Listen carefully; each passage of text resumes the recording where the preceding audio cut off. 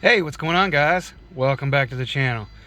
Before we get this video started, if you're not subscribed to the channel, go ahead and consider subscribing to the channel. Also, if you find this video useful and it helps you in any way, please smash that thumbs up button. It greatly helps me out. Do you have a Volvo and you're trying to find the check engine light port to read a check engine light because you got a check engine light codes on with the check engine light? In this video, this is a Volvo 850. Going to show you where it's located. On Volvos, they put it in potentially several different locations. Usually like one of 8 locations. From the center console, right down in here, it could be right there underneath this latch right here, to up under the dash, and on the passenger side, or in the fuse box, where the fuse box is, underneath the cigarette lighter.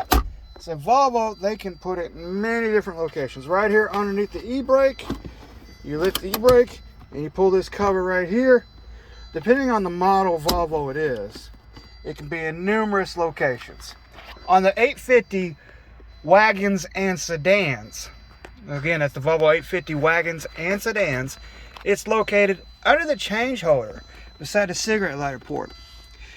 You take it, and you grab right around on the change holder and you pull back and it snaps up, and then you lift the cover forward and it'll slide right out.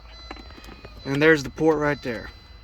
And we'll put this cover back on. It's got these little tabs. You stick it in from the back, and then it snaps down in place. So there you take it, lift up, pull forward, and pull it out. Well, yeah, hopefully I found this video useful on where the OBD2 port is located on an 850 Volvo. Like I said, this is for the sedans and the station wagons. If you did, please smash that thumbs up button.